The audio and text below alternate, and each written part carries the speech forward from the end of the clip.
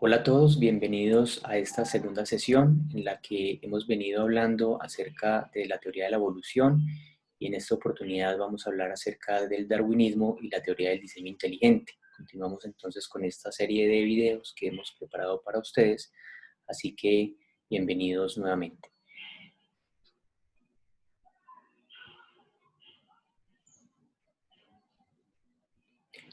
Bueno, recordando las temáticas para los que de pronto no tuvieron la oportunidad de ver el primer video, estas son las temáticas que hemos venido abordando y abordaremos en esta serie de videos.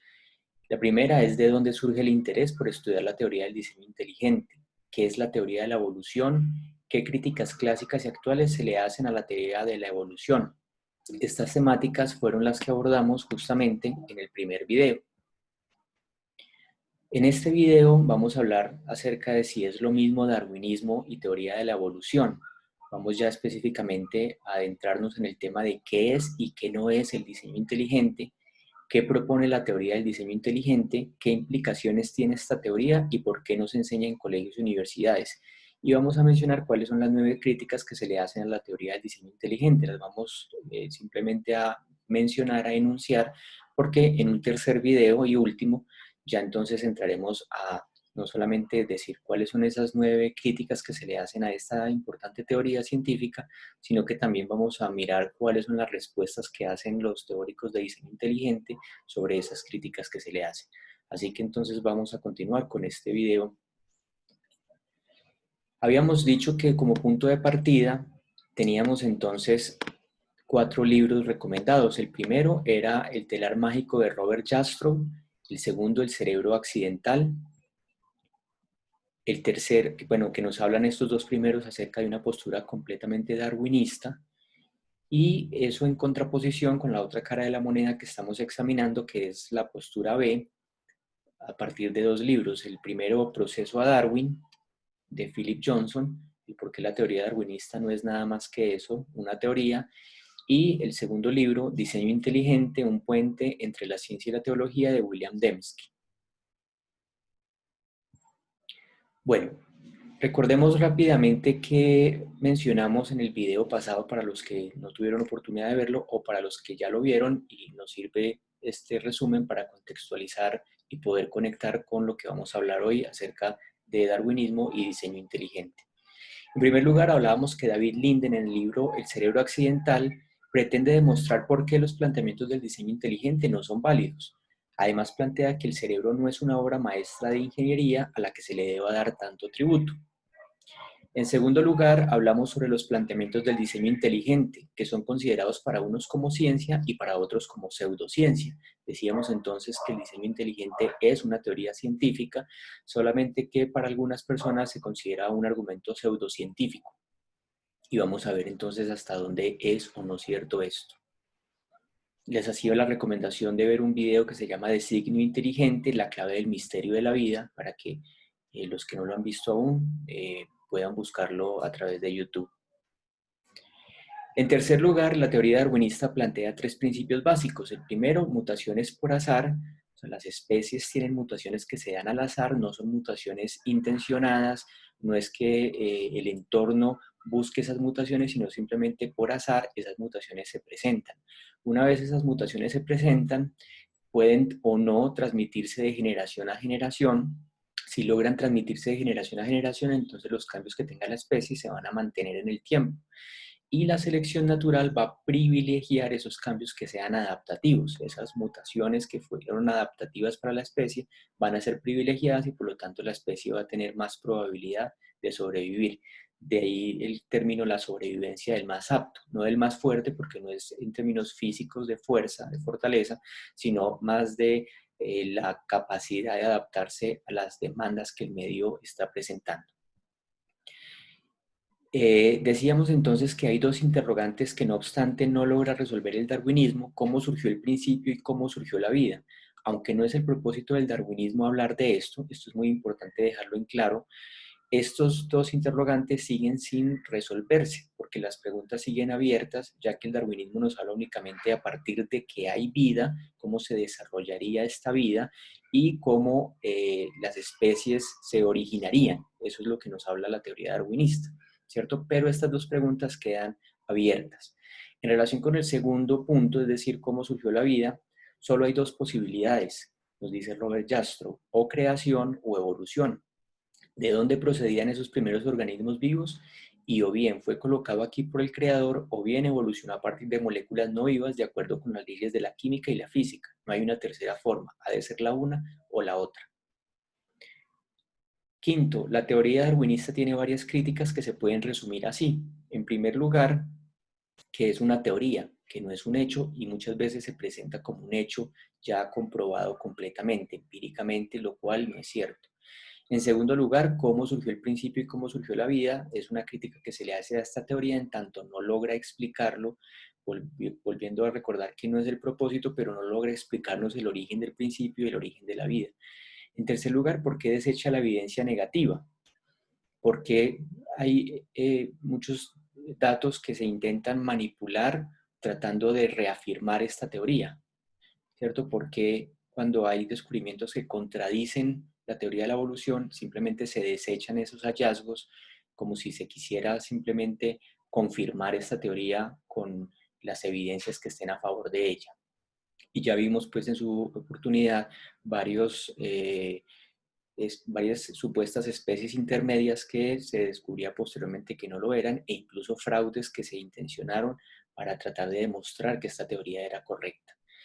Cuarto, porque, perdón, que puede explicar la microevolución, pero no la macroevolución. Sabemos que la microevolución es un hecho, esa sí es un hecho. Sabemos que por mecanismos de mutación y selección natural, la microevolución, es decir, los cambios dentro de la misma especie se pueden dar, ¿cierto? Y de hecho se dan, pero no la macroevolución, es decir, el cambio de una especie a otra por estos mecanismos de mutación y de selección natural. Esto no ha sido demostrado. Esto es una inferencia a partir de la microevolución. Y se dice que al igual que en la religión se requiere fe, incluso más fe para creer que todo esto fue originado a partir del azar que para creer incluso de una inteligencia que estuvo allí generando esta vida. La evolución es enseñada en las escuelas públicas y presentada en los medios de comunicación no como una teoría, sino como un hecho, el hecho de la evolución. También tenemos entonces, ya decíamos, algunas especies intermedias entre los homínidos y el ser humano que fueron refutadas. Por ejemplo, el hombre de Neandertal, el hombre de Java, el hombre de Piltdown, el hombre de Pekín, el hombre de Nebraska, el mono de África Oriental, como unas de las especies intermedias que se habían propuesto inicialmente, pero que se descubrieron que definitivamente no lo eran, que eran o monos o especies humanas ya propiamente dichas. Que no era posible que la ballena haya podido pasar de una especie terrestre a una acuática por mecanismos darwinistas. Entonces, mostramos el relato de qué se hubiera necesitado para que la ballena hubiera podido evolucionar de un animal terrestre, de un mamífero terrestre, a uno acuático, cuáles eran esos pasos intermedios que se requerirían, todas esas mutaciones que se debieron haber dado y que como la teoría de la evolución plantea, esto no se da de un solo salto, en un solo momento, sino que se da progresivamente con el paso de miles de millones de años. Sin embargo, lo que se ha encontrado es que para que esto hubiese sido posible se necesitaba que estos cambios se dieran todos a la vez. Hablamos que adaptación no es lo mismo que evolución y que muchas veces se confunden esos dos conceptos. Microevolución no es macroevolución, ya lo habíamos explicado, que las mutaciones son siempre negativas para la especie. Decíamos que actualmente hay más de 1000 científicos en el mundo que han firmado una declaración de disentir del darwinismo. Cada vez se acrecenta el número de científicos que creen que la teoría darwinista o afirman que la teoría darwinista no logra explicar la vida y los cambios en las especies como pretende. Entonces, muchos de ellos se han venido sumando a todo un movimiento donde muestran que no están de acuerdo por razones científicas en estos mecanismos. Si bien la mayoría de científicos en el mundo creen en la teoría darwinista, adoptan la teoría darwinista, cada vez van siendo más los que se van pasando al escepticismo que tiene los planteamientos de esta teoría. Decíamos que la Royal Society, es decir, la Real Sociedad de Londres para el Avance de la Ciencia Natural, se reunió en 2016 para discutir sobre los asuntos polémicos actuales de la teoría darwinista. Es decir, que los planteamientos que nos presenta Philip Johnson en su libro Proceso a Darwin, que estamos hablando que es de 1995 este libro, eh, y bueno, el texto original en inglés fue previo en español.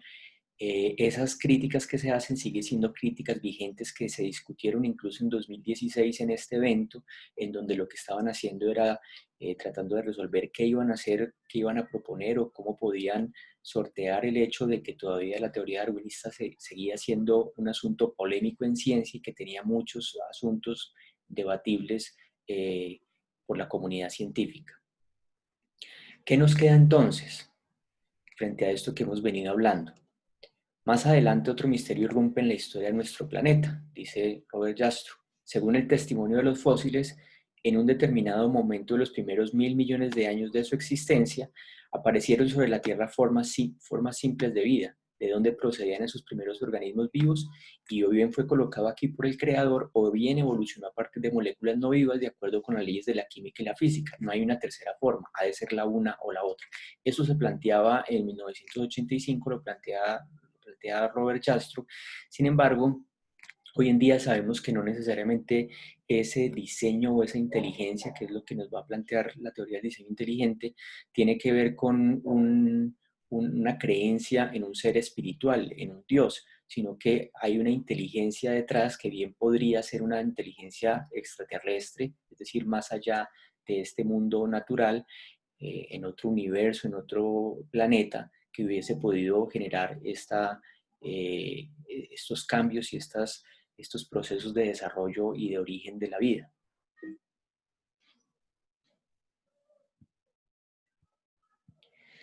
Hay una crítica que se hace al naturalismo metodológico que nos hace William Dembski, y él plantea lo siguiente: cómo las críticas naturalistas a los milagros de Spinoza y de Schleiermacher han ayudado en hacer el naturalismo metodológico normativo para la indagación seria.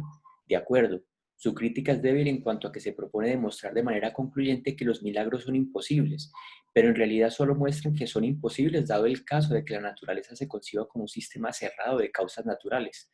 Su crítica, por lo tanto, deja como una pregunta metafísica abierta si la naturaleza es tal sistema cerrado. Nos está diciendo aquí William Dembski que es importante tener en cuenta lo siguiente: la ciencia ha establecido que la materia es un sistema cerrado de leyes naturales. O sea, todo lo que existe, al estilo de Carl Sagan cuando planteaba que el universo es todo lo que fue, es y será, ¿cierto? Que solamente eso es lo que podemos estudiar y no hay otras leyes distintas a las que están contenidas en toda esa materia que fue originada producto de un Big Bang, ¿cierto? Pero hay una crítica que se hace, y es si podemos afirmar que la naturaleza la podemos concebir como un sistema cerrado donde no hay leyes que puedan estar por encima de esas leyes naturales, es decir, que sean sobrenaturales, ¿cierto? No estamos hablando de espiritual, sino sobrenaturales más allá del orden natural, ¿cierto? Tendríamos que comprobar, y eso no se ha comprobado, eso se asume en ciencia. La ciencia, como todas las disciplinas, tienen unos principios a priori. Uno de esos principios a priori, es decir, de las afirmaciones, de los principios que se establecieron como ciertos, sin demostrarse que son ciertos, se estableció que la ciencia estudia lo natural y que es un sistema cerrado de causas naturales. Eso no se ha demostrado, eso tendría que demostrarse para poder eliminar cualquier variable sobrenatural. Bueno, ¿qué nos plantea entonces la teoría darwinista, la teoría de la evolución? Que en algún momento pues hubo un Big Bang, no lo plantea la teoría de la evolución como tal, pero lo que se sabe en ciencia a la fecha es que hubo un Big Bang, hubo un principio, hubo un inicio de la materia, ¿cierto? Posteriormente aparecen formas simples de vida y se van complejizando, como ya pues lo veíamos en la descripción de Robert Jastrow, y finalmente hay una diversificación de estas especies hasta tener, por ejemplo, el desarrollo del ser humano.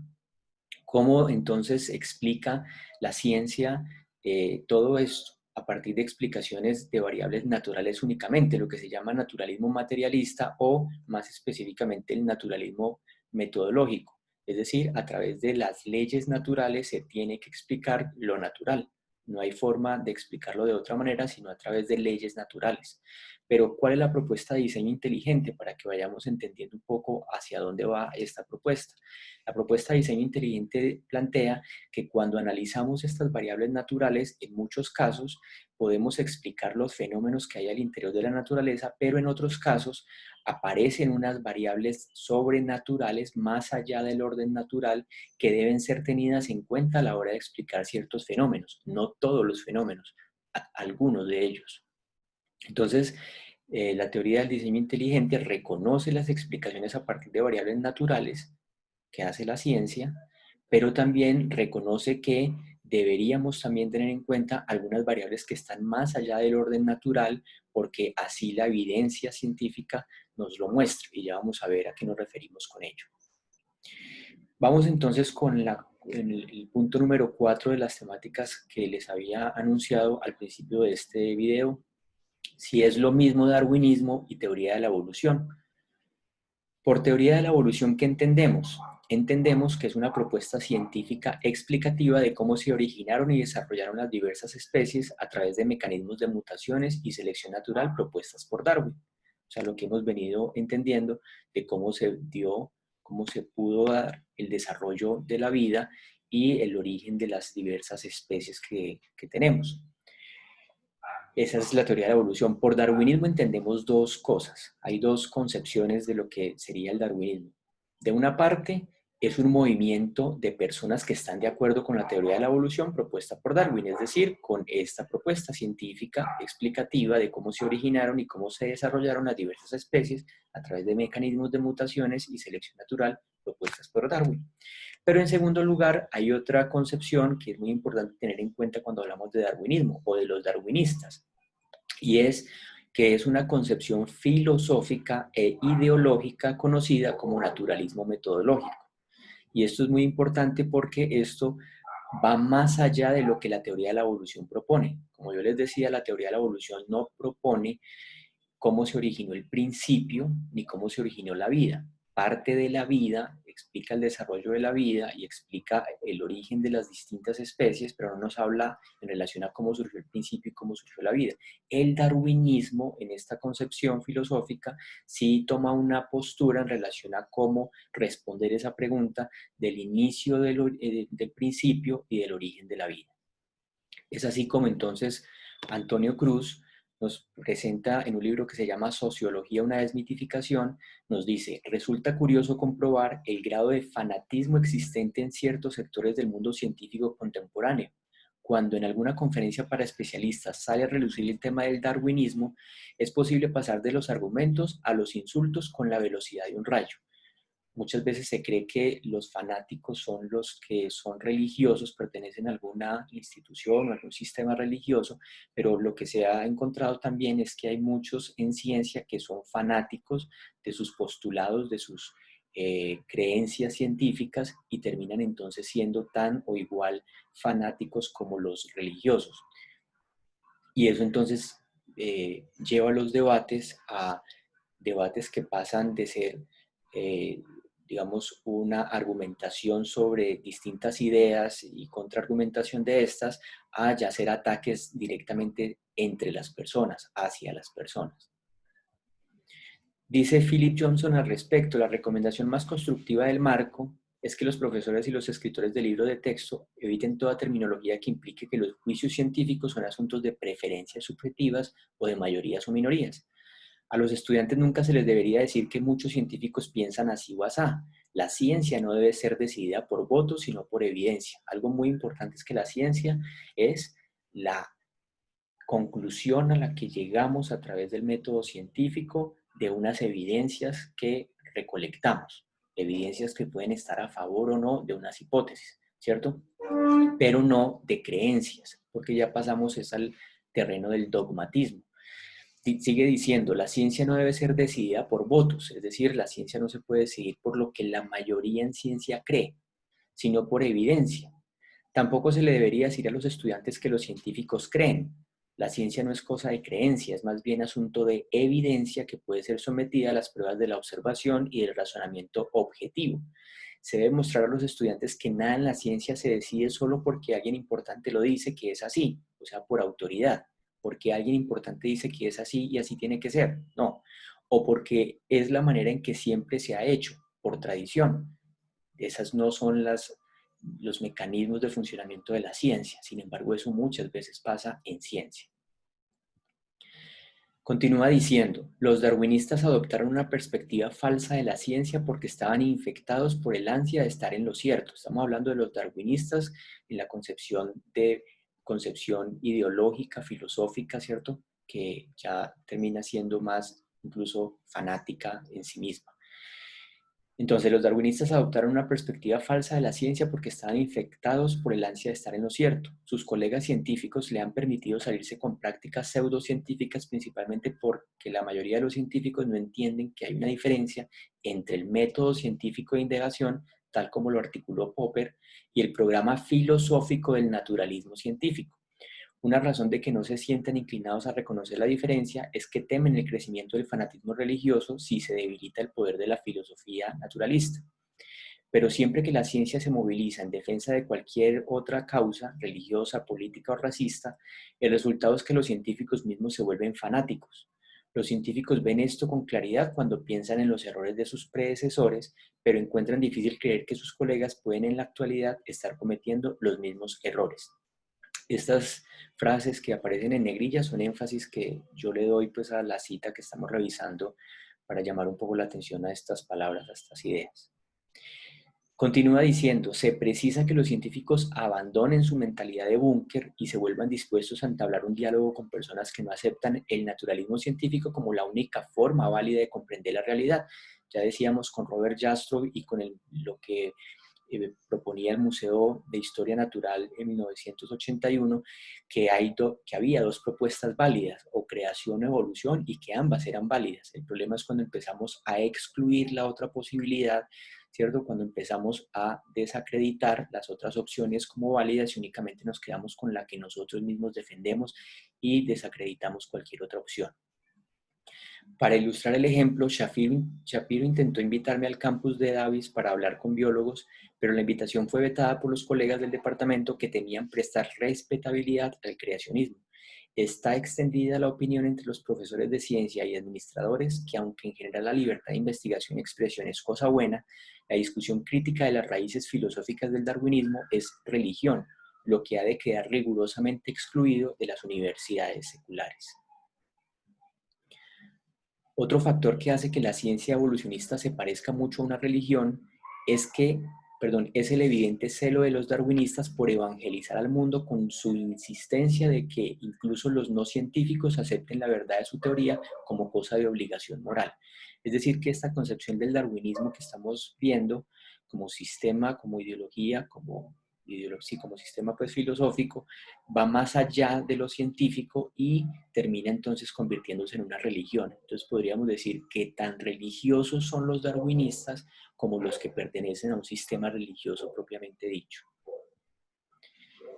Es razonable suponer que si la evolución fuese enseñada de manera más cauta, como una aglomeración de ideas compuestas de hipótesis en conflicto y no como una certidumbre indudable, sería mucho menos polémica.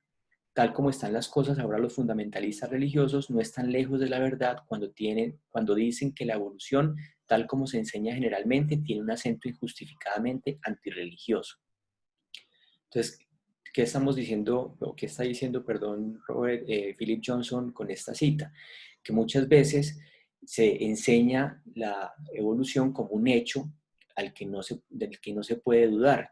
Y una de las características que veíamos en el video pasado, en la sesión pasada, es que la ciencia es falseable, se puede cuestionar, se puede someter a prueba constantemente. Y eso quiere decir que podemos encontrar argumentos, evidencias en contra y deberíamos estar dispuestos a examinarlas, no quedarnos en un dogmatismo pensando que así tiene que ser y rechazando cualquier otra postura que nos presente una idea diferente. Pero la evidencia nunca habla por sí misma, tiene significado solo en el contexto de las reglas del razonamiento que determinan qué es lo que se puede considerar y qué cuenta como evidencia.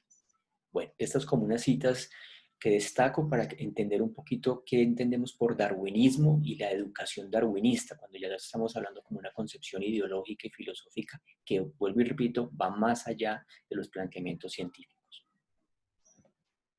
No creo que muchos científicos se sientan cómodos aceptando el darwinismo solo como principio filosófico sin tratar al menos de hallar alguna evidencia empírica de su realidad.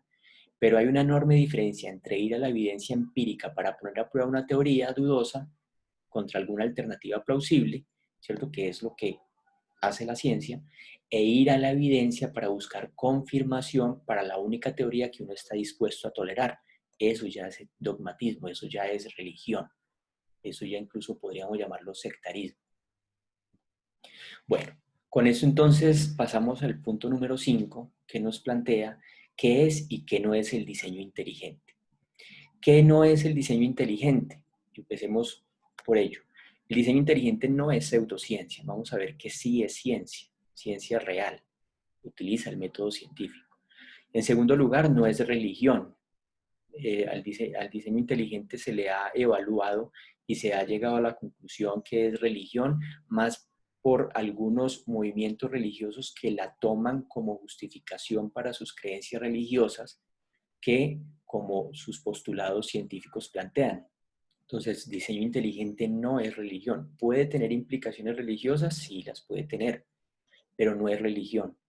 ¿Es ciencia creacionista? Tampoco es ciencia creacionista. La ciencia creacionista, por ejemplo, habla de una tierra joven, una tierra que fue literalmente creada, diseñada, formada en los 6 días literales de la Biblia, ¿cierto? Sabemos que el universo y el origen del hombre tiene miles de millones de años. Bueno, el origen del principio, ¿cierto? El hombre miles de años, pero la ciencia creacionista no. Luego, diseño inteligente no es ciencia creacionista, tampoco es creacionismo, tampoco nos está hablando de Dios, tampoco nos está hablando de un ser espiritual diseñador. No tiene que ver con esta postura. Por eso, un poco resignificando lo que nos plantea Robert Jastrow cuando dice, y o bien fue colocado aquí por un creador, deberíamos decir allí, y o bien fue diseñado, hay una inteligencia detrás, esa inteligencia puede ser natural, puede ser sobrenatural, en fin, ¿cierto? Eh, pero no necesariamente es una inteligencia espiritual. Y en segundo lugar, no es filosofía, puede tener implicaciones filosóficas, pero no es filosofía. ¿Qué es? ¿Qué es la teoría del diseño inteligente? Es una teoría científica, no es pseudociencia, es una teoría científica y ya les voy a explicar por qué.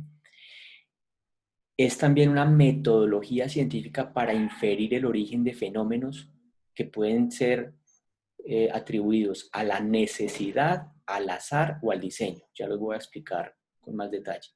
También es teoría de la información, es análisis científico, metodológico, riguroso, exhaustivo sobre la información, incluso el origen de la información, de dónde viene la información. Y también es un movimiento, por supuesto, así como el darwinismo es un movimiento de personas que creen en estos postulados, asimismo el diseño inteligente pues también es un movimiento. Eso también pues hay que decirlo. Bueno, punto número 6. ¿Qué propone la teoría del diseño inteligente? Vamos entonces ahora sí a entrar en materia. ¿Qué es entonces lo que propone esta teoría? Si no dice que es Dios, entonces, ¿qué es lo que propone esta teoría? ¿Qué es lo que hace de ella una teoría científica? Para ello, entonces, vamos a revisar algunos postulados de este libro, Diseño Inteligente, un puente entre la ciencia y la teología. Aclaro que este libro es un intento para mostrar cómo esta teoría científica puede favorecer algunos sistemas religiosos, pero no tiene que ver con religión, vuelvo e insisto, ¿cierto? Es simplemente las implicaciones que esto podría tener en el mundo religioso, en la teología, en la filosofía, que va más allá de lo científico. Eso también es importante aclararlo. Bueno, el diseño inteligente plantea lo siguiente. Hay 3 causas que pueden tener los eventos. Cualquier evento en la naturaleza puede tener solamente 3 causas. Puede ser producto del azar, producto de la necesidad o producto del diseño. Producto del azar, por ejemplo, el que salga cara o sello en una moneda.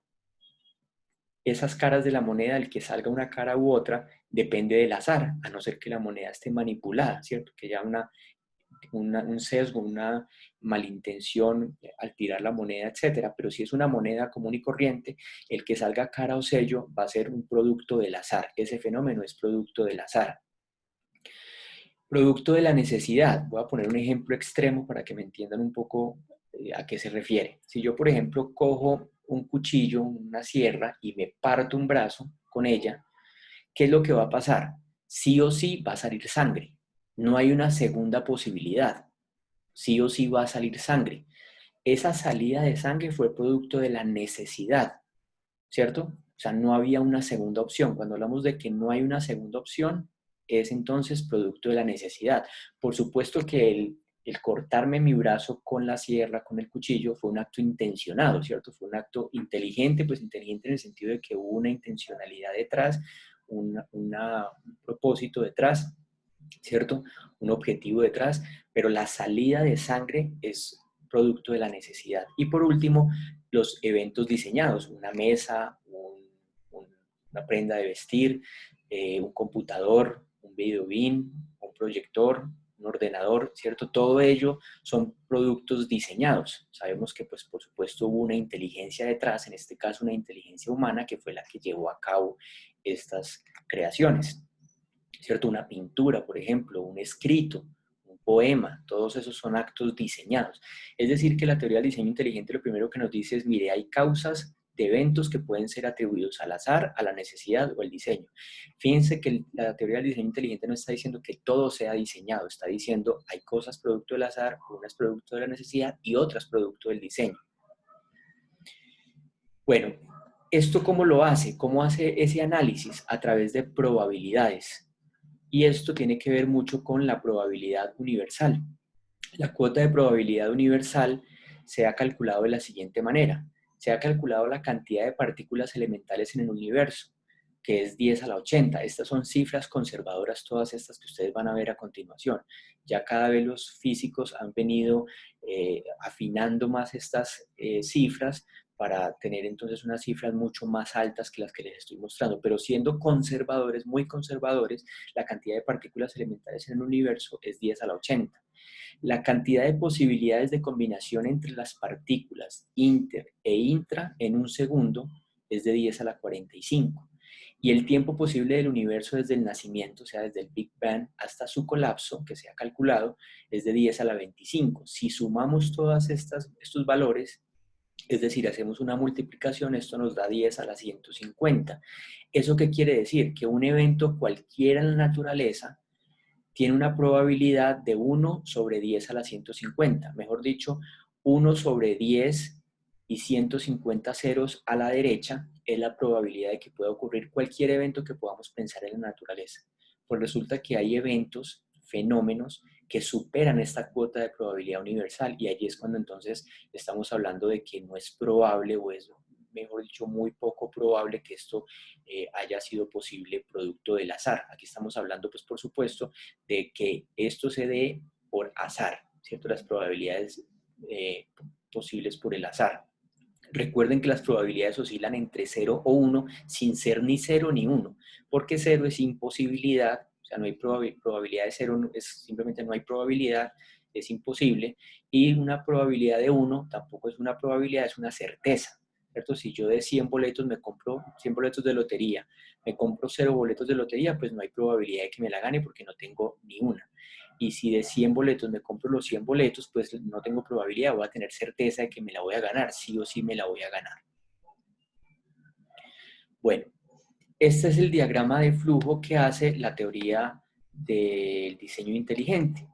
Hace este análisis antes de inferir diseño. Es decir, que la teoría del diseño inteligente no parte pensando que los fenómenos fueron diseñados, sino que llega a diseño después de haber descartado que los fenómenos se hubieran podido producir por azar o por necesidad. Entonces empieza haciendo un análisis. Vamos a empezar analizando cualquier elemento. ¿Es contingente? Es decir, había más de una posibilidad, como les explicaba con el partirme mi brazo, había más de una posibilidad que saliera sangre, había más de otra posibilidad de esas, no. Entonces, si no había más de esa posibilidad, quiere decir que fue producto de la necesidad. al hacer el análisis de la salida de sangre, la respuesta sería que es por necesidad.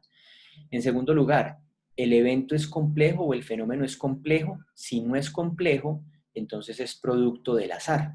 Yo puedo tener, por ejemplo, un lápiz y lo tiro al piso, el lápiz o el lapicero puede caer de una forma o de otra, ¿cierto? Pues hay más de una posibilidad, pero puede no ser complejo. Esa caída del lápiz pues no es compleja.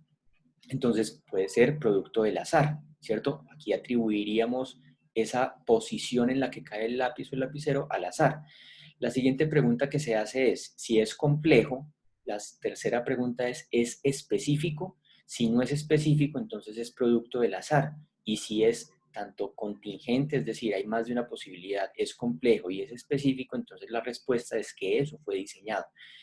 Miremos, por ejemplo, lo siguiente. Si yo tengo una bolsa de letras, todas las letras del abecedario, es posible que si yo las tiro al piso se forme la palabra ala.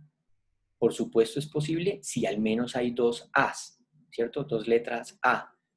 Entonces, por azar se puede formar la palabra ala, ¿cierto? ¿Qué tan probable es? Pues depende qué número de fichas haya allí, va a ser probable o no, o más probable o menos probable que se forme, ¿cierto?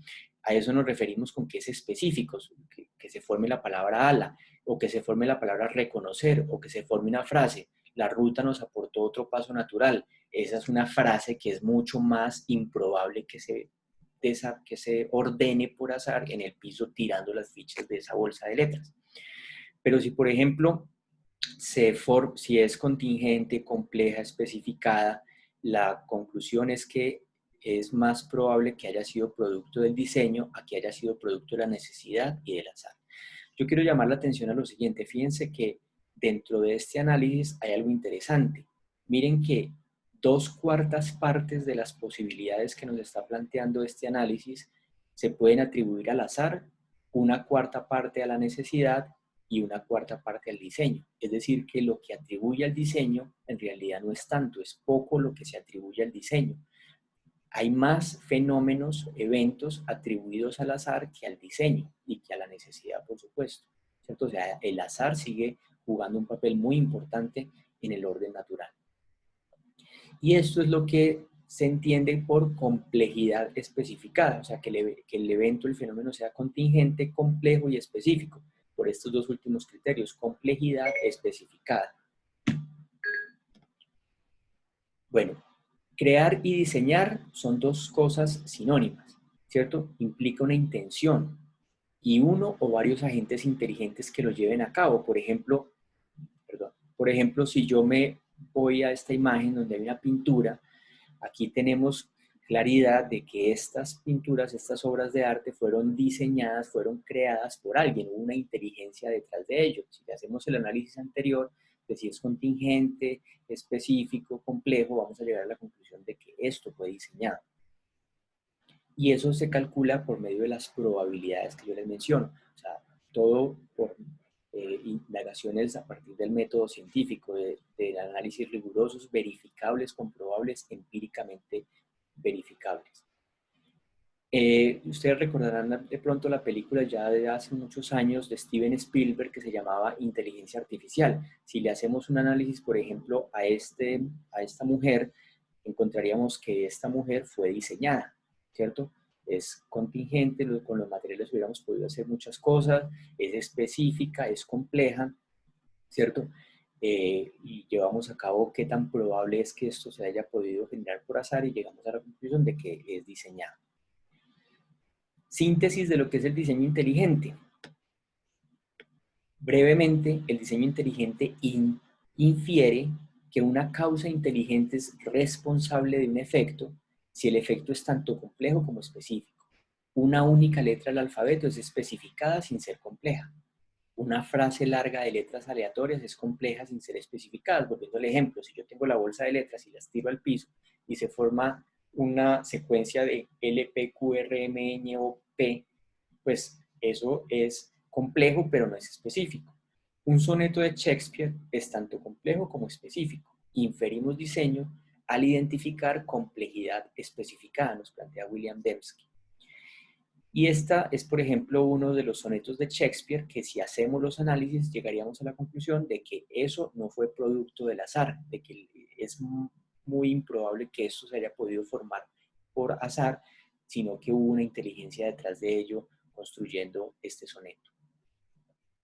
Científicamente se puede detectar diseño dentro del universo evidenciados a nivel de biología y bioquímica, los cuales cuestionan seriamente el naturalismo, a ese naturalismo metodológico que hablábamos hace un momento. Por ejemplo, el flagelo bacteriano. Si ustedes se ven el video, el documental que les he recomendado del designio inteligente, ustedes se van a dar cuenta que este flagelo bacteriano, que este mecanismo de locomoción que tienen las bacterias, al hacer el análisis anterior, se llega a la conclusión que no es posible que haya sido producto del azar. ¿Por qué? Porque una de las características que tienen los eventos o los fenómenos diseñados, las cosas diseñadas, es que si le falta una parte, estos mecanismos dejan de funcionar. Esto pasa con el flagelo bacteriano, no se pueden reducir más y al encontrar que falta una parte, su mecanismo deja de funcionar. Esto, ¿cómo lo llamaríamos en teoría de la evolución? Lo llamaríamos mutación. Si hay una mutación, lo que plantea la teoría de la evolución es que las especies se adaptan a esas mutaciones, ¿cierto? Pero en la teoría del diseño inteligente lo que nos dice es un evento diseñado, una cosa diseñada, cuando presenta una alteración, simplemente el mecanismo deja de funcionar. El naturalismo es el principio que establece que la naturaleza es fundamental y autosuficiente, por tanto, todo podría explicarse a través de leyes naturales. Bueno, el siguiente elemento que veíamos en el video pasado, en la sesión pasada, era el debate que se plantea en relación, por ejemplo, al código genético, al origen de la información.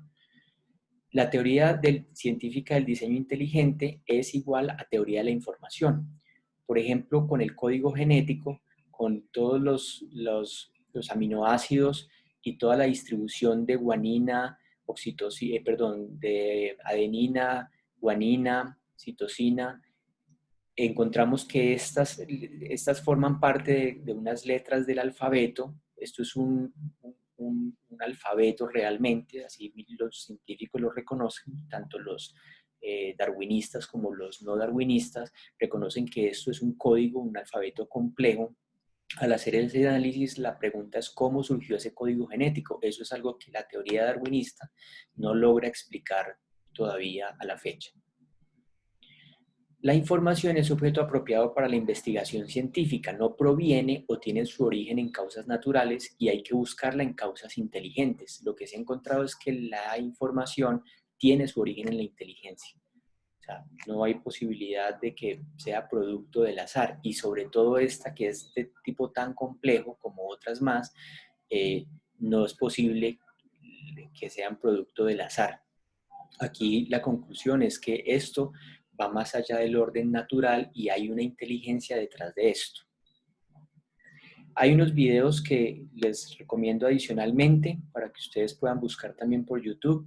El primero se llama La evolución del flagelo, que nos muestra de ese flagelo bacteriano que les mostré hace un momento. Me voy a devolver a la imagen de este flagelo bacteriano. Este video nos muestra muy bien cuáles serían los pasos o cuáles fueron los pasos que se supone se requerirían para que se hubiera conformado el flagelo bacteriano, ¿cierto? Es decir, todas esas mutaciones que se tuvieron que haber presentado para que el flagelo bacteriano se conformara de la forma que lo hizo. Y eso requirió que se hiciera de esa manera y no de otra. Cada paso tenía que ser precisamente instaurado allí. Aunque el video es un video en contra del diseño inteligente, pues paradójicamente termina afirmándolo más en tanto que muestra los pasos que se requieren, pero no nos explica cómo se formó en realidad el flagelo bacteriano, es decir, cómo se logró que fuera posible estas mutaciones sucesivas a lo largo de miles de millones de años de forma precisa conformando este flagelo bacteriano. Y el segundo video que les recomiendo es este Information Enigma, Where Does Information Come From?, que nos habla sobre cómo, de dónde surge la información. Es un video que está subtitulado al español, está en inglés, pero está subtitulado al español para los que lo quieran revisar. Ambos videos pues están subtitulados al español. Bueno, vamos al punto número 7. Entonces, ¿qué implicaciones tiene esta teoría y por qué no se enseña en colegios y universidades?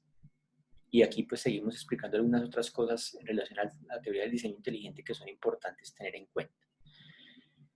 Bueno, inferir diseño de todo el universo es distinto de inferir diseño de partes dentro del universo. Como les decía anteriormente, la teoría del diseño inteligente no nos está diciendo que todo fue diseñado, está diciendo que hay cosas que fueron diseñadas, o al menos en su principio un diseño, porque es que la teoría del diseño inteligente también es compatible con la concepción de que hubo una inteligencia inicial que dio el punto de partida y que posteriormente los mecanismos de selección y mutación pudieron empezar a generar desarrollo de las especies. ¿Cierto? El paso de una especie a otra sigue siendo un misterio y no se logra explicar, como les decía, por mecanismos de mutación y selección natural. Y aquí encontraríamos que entonces también en ese paso de una especie a otra se requeriría, hasta el momento se encuentra, inteligencia. Inferir diseño es distinto de inferir un Dios diseñador. Ya se los decía hace un momento que la teoría del diseño inteligente no nos está diciendo que el diseñador o la inteligencia detrás sea Dios, o sea, un ser espiritual, llámese como se llame. Eso no está diciendo la teoría del diseño inteligente. La teoría del diseño inteligente simplemente está diciendo, aquí hubo una inteligencia. Les voy a poner un ejemplo. Si ustedes vieron una película de Judy Foster que se llama Contacto, que es una película pues también un poco antigua, ustedes se van a dar cuenta que en esa película ella estaba pues trabajando para el programa SETI, programa que fue real, que ustedes lo pueden consultar en internet, que pretendía buscar inteligencia extraterrestre y en la película recibe Judy Foster unas señales del cielo, del espacio, perdón, unos códigos en forma de código binario, unas explosiones en realidad era lo que ella recibía, como unos unos y ceros, ¿cierto? El código binario es el código como el código Morse, donde puedo yo por unos y ceros recibir la información. Entonces, por ejemplo, recibe una explosión, pan, silencio, pam, pam, pam, silencio, pam, pam, pam, pam, pam, bueno, etcétera, ¿cierto? Una serie de sonidos, una secuencia, y lo que encontraba en la película, bueno, esto es parte pues de la ciencia ficción de la película, pero me sirve para ilustrar lo que es la teoría del diseño inteligente. Lo que nos dice es que recibía este código y ese código se repetía una y otra vez, el mismo patrón, el mismo código. Y cuando revisaron, se dieron cuenta que este código Morse, o el código binario, lo que estaba representando eran los números primos hasta el 101. Entonces allí empezaron a indagar, empezaron a decir, esto definitivamente no es producto del azar, aquí hay una inteligencia detrás. Estuvieron analizando y se dieron cuenta que, por supuesto, había una inteligencia extraterrestre que se quería comunicar pues con el planeta y pues digamos que así versa la película de Contacto. Esto es lo mismo que hace diseño inteligente, poder establecer hasta dónde es producto de la necesidad, el azar o el diseño ciertos fenómenos e inferir diseño. Se los pongo también de esta manera, es como en las ciencias forenses, llegamos a un lugar y encontramos una persona muerta en el piso. Entonces la teoría del diseño inteligente lo que va a hacer es analizar si esa persona muerta eh, fue muerta por homicidio, por suicidio, por qué, por un accidente, ¿cierto? Entonces la teoría empieza a hacer todo un análisis empírico para identificar con todas las evidencias que encuentra, si eso fue producto del azar, un accidente, fue producto de un homicidio intencional, o sea, la misma persona, un homicidio intencional de una persona hacia esta, o un suicidio de la misma persona hacia sí misma. Eso es lo que hace la teoría del diseño inteligente, únicamente llega hasta inferir diseño. Bajo la metodología científica, diseño inteligente dice, yo solo puedo decir si algo fue diseñado o no fue diseñado, no más. Aquí una inteligencia detrás. No puedo decir nada más, ni las características del diseñador, no tengo elementos para decirlo. Entonces, inferir diseño, vuelvo y repito, es distinto de inferir un Dios diseñador. La ciencia solo llega hasta inferir diseño, bajo la metodología científica.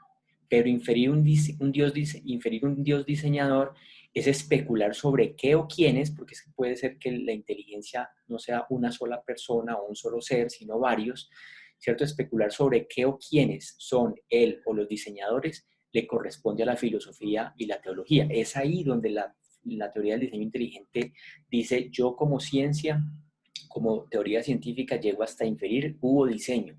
¿Quién fue el diseñador? ¿De qué naturaleza es? ¿Cómo lo hizo? No tengo ni idea. Hasta aquí llego yo con la inferencia de diseño. Hasta ahí llega la teoría científica y por lo tanto sí es una teoría científica. Ya cuando nos pasamos al otro lado, es decir, cuando empezamos a incorporar la filosofía y la teología allí, allí sí nos metemos en arenas movedizas, donde por eso es que el diseño inteligente ha sido atribuido como una pseudociencia o como religión o como una teoría para afirmar la existencia de Dios, cuando esto no es lo que pretende la teoría del diseño inteligente. La teoría del diseño inteligente, se ha dicho de paso, que ha servido mucho para las ciencias forenses y estas precisamente son ciencias, ¿cierto? Que tienen metodologías de inferencia, de intencionalidad, de diseño detrás. Bueno, si el diseño inteligente es una teoría científica válida, ¿por qué no se enseña en colegios y universidades? ¿O por qué no es común encontrarla, cierto? Hay algunos lugares donde sí se enseña.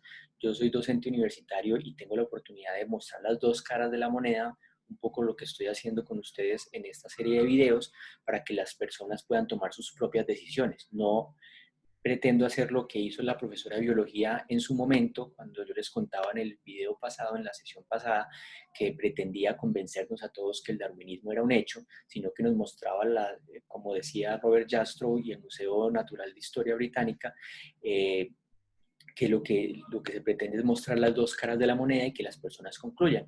Si bien son dos caras de la moneda, esas dos caras de la moneda tienen también muchos puntos grises, muchas posturas intermedias, más bien, ¿cierto? No es solo blanco o negro, sino que hay muchas posturas intermedias. Podemos combinar diseño inteligente con darwinismo, es posible, ¿cierto? Que se puedan generar mecanismos combinados entre estos y hay muchas posibilidades allí.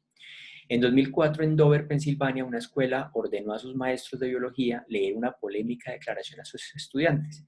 Esta sugería que existe una alternativa a la conocida teoría de la evolución de Darwin, el diseño inteligente.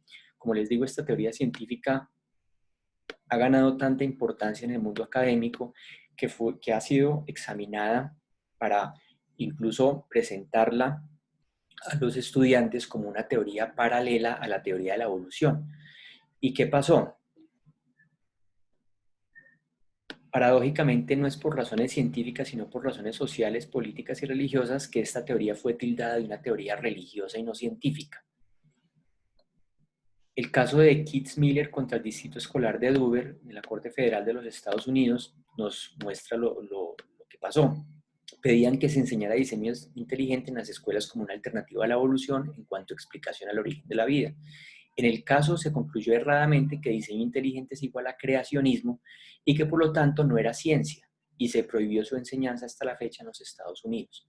Aquí más que un debate, una contraargumentación, por ejemplo, de argumentos científicos, de argumentos empíricos, de metodología científica, se tildó de religión. Y al tildarla de religión ya se estigmatizó la teoría y pasó a ser asumida como una teoría pseudocientífica. Como les digo, no es una teoría pseudocientífica, es una teoría científica que llega hasta solamente inferir diseño, solamente decir, esto fue diseñado, hay una inteligencia detrás, ¿cierto? En cualquier fenómeno.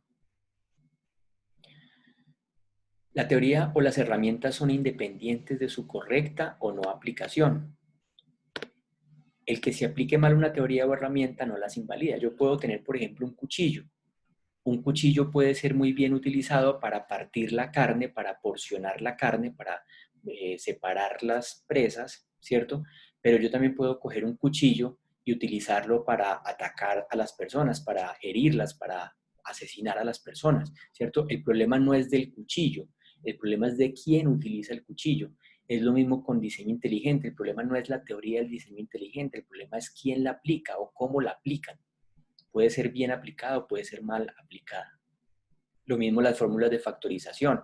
En mi época, cuando en el colegio veíamos las fórmulas de factorización, eh, si yo no me sabía las fórmulas de factorización o las utilizaba mal, el problema no era de la fórmula de factorización, el problema era mío que no sabía aplicarla o utilizarla, ¿cierto? Pero eso no invalidaba la factorización, no validaba este conocimiento importante en matemáticas. Bueno, ¿qué pasa cuando algún académico o científico defiende el diseño inteligente? Y estos casos abundan.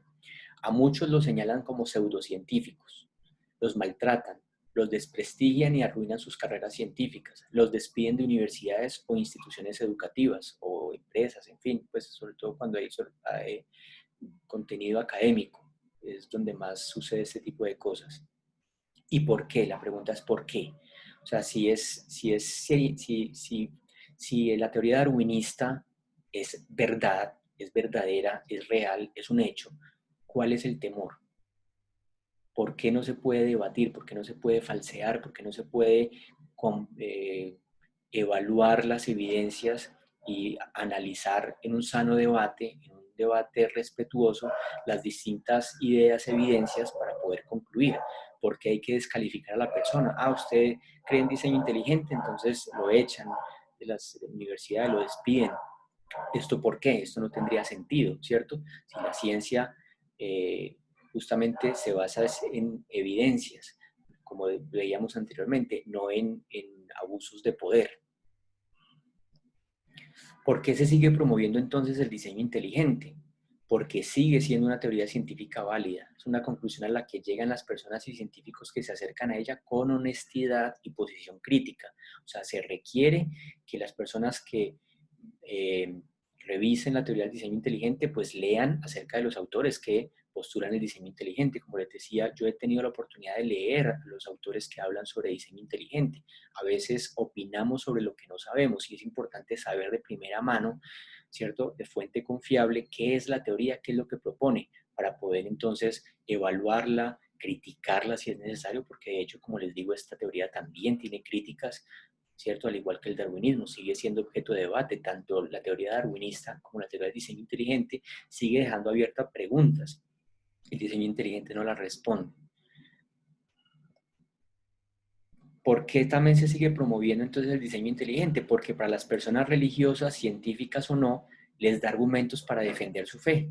¿Sí? La teoría puede utilizarse para algunas personas religiosas para defender su fe y eso es válido en tanto encuentran razones científicas para soportar su fe. Pero como vuelvo y les repito, la teoría científica llega hasta solamente inferir diseño, no se mete con temas teológicos ni filosóficos.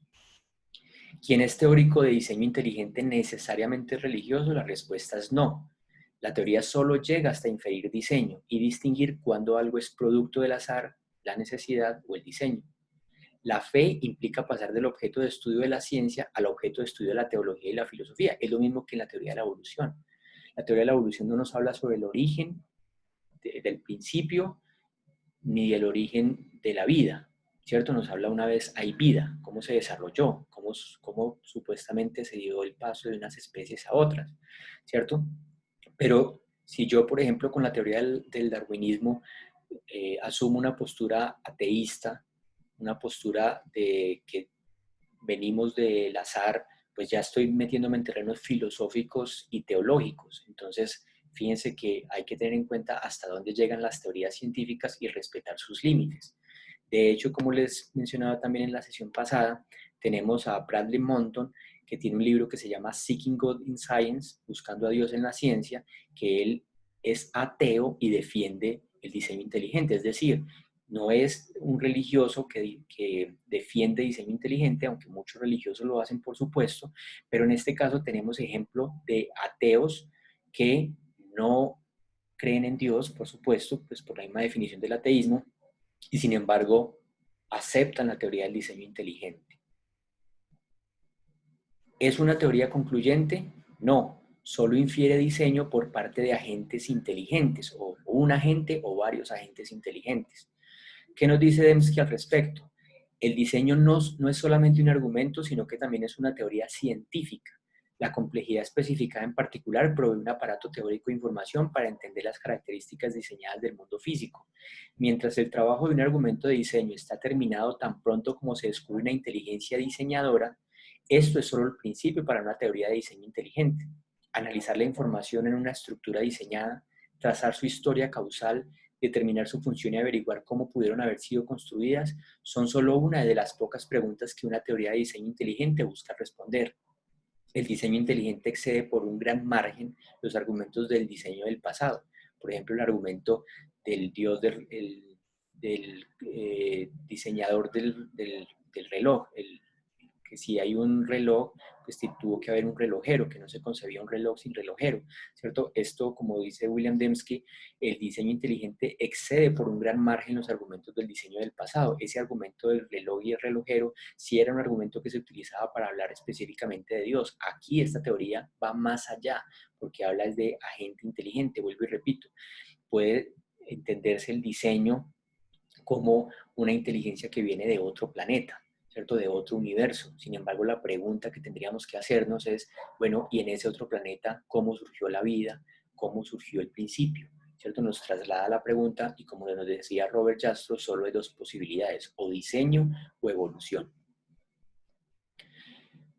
Por último, ¿cuáles son las 9 críticas que se le hacen a la teoría del diseño inteligente? Voy a mencionarlas únicamente porque este punto específicamente va a ser el objeto del siguiente video, el tercer video que vamos a plantear para ustedes, específicamente contestando a esas 9 críticas.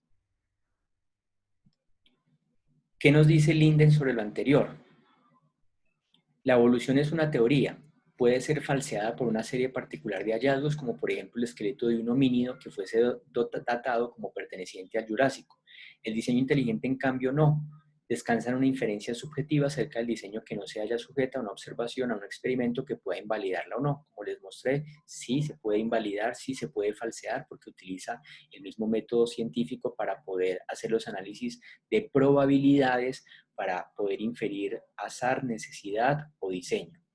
No es de extrañar que pese a los abundantes fondos aportados por algunos grupos religiosos y políticos, el movimiento del diseño inteligente no haya aportado ningún trabajo de campo ni experimento de laboratorio en defensa de sus afirmaciones.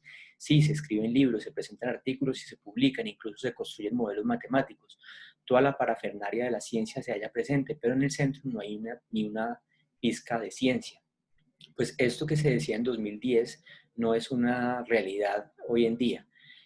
Como les voy a mostrar, hay evidencias de que esto no es así. Sigue diciendo, y ya para mostrarles las evidencias, quizás el problema sea el asombro que genera entusiasmo. En realidad lo más sorprendente es que exista un tejido como el del cerebro humano que nos confiere nuestra propia condición de seres humanos. No es de extrañar que para algunos, al considerar y reflexionar sobre el imponente concepto de una mente en el cerebro, se vean llevados a abrazar una explicación religiosa basada en la fe, no verificable, no falseable, en lugar de una hipótesis científica. Si hablamos de fe religiosa, sí, porque la fe religiosa está basada en los dogmas, ¿cierto? En las creencias, no en una comprobación empírica. Pero dice acá, repito este pedacito, se vean llevados a abrazar una explicación religiosa basada en la fe, no verificable, no falseable, en lugar de una hipótesis científica basada también en la fe, pero demostrable y refutable. Yo aquí quiero hacer énfasis en lo siguiente. Miren que el mismo David Linden reconoce que la hipótesis científica, es decir, la concepción científica, también está basada en la fe, también está basada en la creencia, porque se necesita tomar una postura en relación a si fue diseño o fue evolución, o fue una postura intermedia entre estas dos, cualquiera que ésta sea. Él mismo reconoce que la hipótesis científica también está basada en la fe, dice, pero demostrable y refutable, ¿cierto? La ciencia, pues esa es su característica, que se puede demostrar y refutar. Lo mismo pasa con diseño inteligente, se puede demostrar y se puede refutar, es falseable también. Bueno, para mostrarles un poco lo que decía acá David Linden, que no hay trabajos experimentales, que no hay publicaciones serias en relación a este tema, aquí les voy a mostrar una de 2020, justamente reciente. Esta publicación, Using Statistical Method to Model the Fine-Tuning of Molecular Matchings and Systems. Esta publicación es un ejemplo de artículos de experimentos realizados bajo la teoría del diseño inteligente, que la pueden buscar en una de las bases de datos más importantes, Science Direct, que fue publicada en septiembre de 2020. Pues que va a salir, pues, ustedes saben que las revistas científicas muchas veces publican por adelantado ya artículos. Esta es una publicación de septiembre de este año, es recién salida. Hay revistas como Biocomplexity, que es un ejemplo de revistas científicas que publican, por ejemplo, artículos sobre diseño inteligente con toda la rigurosidad científica que ello tiene. Aquí les dejo incluso el enlace de contacto para que los que quieran indagar lo puedan hacer. Aquí entonces, por ejemplo, se habla de comunidad de investigación del diseño inteligente, de distintos grupos, menciona William Dembski, por ejemplo, y otros autores que publican, producen sobre diseño inteligente. Aquí está la página también para que lo puedan consultar. Esto para darles información complementaria. La Universidad de Navarra plantea lo siguiente: ¿es científico hablar de ciencia? La ciencia del diseño inteligente. No parece que se pueda responder a la pregunta que nos ocupa adjudicando sin más al diseño inteligente la etiqueta de religión o de ciencia, como si esta fuera la única alternativa posible. Si nos atenemos a los textos escritos por sus representantes más importantes, hemos de concluir que diseño inteligente no es religión. Lo que les decía, si uno lee los textos de estos autores de diseño inteligente, uno entiende claramente que no es religión, que sí es ciencia. Otra cosa distinta es que algunos de sus miembros esgriman los argumentos de movimientos para defender sus creencias. También hay materialistas que utilizan argumentos científicos para defender el materialismo. Esto último no hace la ciencia materialista, como dan por supuesto no pocos defensores del diseño inteligente y muchos creacionistas. Sin embargo, a la pregunta de si el diseño inteligente es ciencia, la respuesta no es tan sencilla. Fíjense que aquí la Universidad de Navarra nos está diciendo que no es tan sencillo poder concluir si es ciencia o no es ciencia, ¿cierto? ¿Por qué? Porque muchas veces hay quienes han mal utilizado la teoría del diseño inteligente y la hacen pasar por religión, pero si se examina desde los mismos autores que la proponen, se da uno cuenta que sí es ciencia. Los trabajos de Dembski y Vige contienen ciencia, también al menos en el caso. Bueno, y ahí continúa un poco, solo quería como hacer mención a esta información. Aquí está también la página para que puedan consultar un poco más en detalle lo que publica la Universidad de Navarra al respecto. Bueno, entonces ya para finalizar, ¿cuáles son esas críticas que se le hacen al diseño inteligente? Como les digo, no es una teoría que dice ya lo respondemos todo y tenemos la última teoría que definitivamente soluciona todos los problemas que tenemos en ciencia. No, esta teoría dice, mire, en este libro en particular, William Dembski dice, miren, estas son las críticas que nos hacen a la teoría del diseño inteligente y responde cada una de esas críticas, que como les digo será el objeto del próximo video. Objeciones al diseño. Las siguientes objeciones no pueden ser propiamente llamadas científicas, dice William Dembski. Por ejemplo, estas no encuentran ninguna falla en cuanto al diseño, al argumentar que la complejidad especificada, o sea, el criterio para detectar diseño, está definida de manera poco precisa o que no pueda ser examinada de forma empírica. O sea, ninguna de esas críticas contradice que la metodología para poder argumentar la complejidad especificada sea falsa. Las siguientes objeciones son llamadas por Dembski objeciones de los guardias, o sea, como de los centinelas, de los que están defendiendo las teorías darwinistas. Encuentran fallas en el diseño por la amenaza que implicaría para la ciencia y no porque el caso empírico teórico para el diseño sea científicamente subestandarizado. Entonces vamos a ver esas 9 críticas rápidamente. La primera, plantea, el diseño suple explicaciones extraordinarias donde las explicaciones ordinarias funcionarían y comete con ello una falacia del dios de los agujeros. Segunda, no hay nada que no pueda ser explicado al invocar diseño. El diseño lo explica todo y por lo tanto no explica nada. Tercera crítica, el diseño no es más que creacionismo científico cubierto con una terminología más sofisticada y más nueva. Cuarto, el diseño no puede ser propiamente una parte de la ciencia, puesto que las explicaciones científicas son por definición explicaciones naturalistas, mientras que el diseño es una explicación irreductiblemente sobrenaturalista.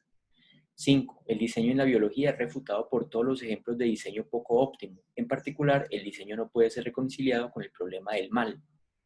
6. El diseño en la naturaleza es una coincidencia antrópica, o lo que es llamado un efecto de selección. Sí, es increíblemente improbable que la naturaleza deba estar organizada justo de la forma en que lo está, pero si no lo estuviera, nosotros no estaríamos aquí para apreciar este hecho. 7. La complejidad especificada es una construcción puramente matemática y por lo tanto irrelevante para la biología. Esta no puede hablar de asuntos biológicos, solo de asuntos matemáticos. 8. El diseño en la biología es un argumento a partir de analogía o una generalización inductiva con base en una muestra de tamaño cero. En ningún caso, por lo tanto, el diseño es un argumento que apremia la aceptación. Y 9. Hay una vasta diferencia entre los diseñadores mundanos, como los humanos o extraterrestres, y los diseñadores trascendentes. No tenemos experiencia acerca de los diseñadores trascendentes y no podemos hacer afirmaciones científicas con respecto a ellos. Estas son las 9 críticas que me parece muy honesto de parte de William Dembski, decir, mire, nuestra teoría tiene limitaciones, tiene críticas, pero les voy a responder a cada una de estas críticas por qué consideramos que no son críticas válidas, que como les digo va a ser el objeto del siguiente video. Bueno, para terminar este video, esta sesión del día de hoy, hay un término que se llama la disonancia cognitiva.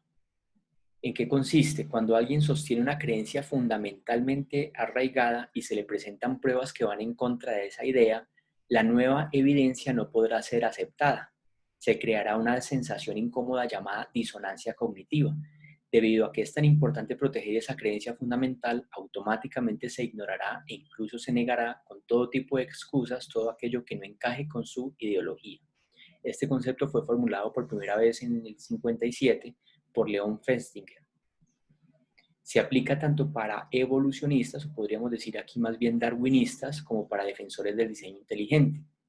No todos, no estoy diciendo que todos tengan disonancia cognitiva, pero no todas las personas de uno u otro grupo están abiertos a escuchar con sinceridad y mente abierta los argumentos del otro. Yo que he pretendido con esta serie de videos, que entiendo que son un poco largos, pero me parece que no hay forma de explicar bien estos temas si no se amplían de una forma un poco más profunda. ¿Qué es lo que yo he pretendido? Que ustedes conozcan las dos caras de la moneda y que tomen partido. ¿Cuál de las dos teorías los convence más? Si la teoría de la evolución, de la teoría de la evolución de las especies o la teoría del diseño inteligente. Y ustedes mismos tomen partido por una o por otra, la que más los convenza. Que ustedes indaguen, pero indaguen no solamente lo que encuentran en YouTube o en videos o en escritos en la web, sino que traten de leer, ojalá, a los propios autores que postulan estas teorías, al mismo Darwin, a los mismos autores darwinistas, a los mismos autores que defienden diseño inteligente para que ustedes se formen su propia opinión en relación a estos temas y puedan tomar una conclusión, porque en últimas, queramos o no, estos temas nos llevan a hacernos las preguntas fundamentales de cómo surgió el principio, cómo surgió la vida y tenemos personalmente que tomar una posición al respecto, cualquiera pues que ésta sea. Bueno, muchas gracias por su atención. Con esto damos por terminado este segundo video. Como les digo, están invitados a ver el tercer video, que son las respuestas que da William Dembski a las 9 críticas que se le plantean a la teoría del diseño inteligente. Aquí está mi dato, mi correo de contacto por si alguna persona desea escribirme para aclarar alguna inquietud o buscar alguna referencia para seguir profundizando en estos temas. Por su atención, muchas gracias. Hasta pronto.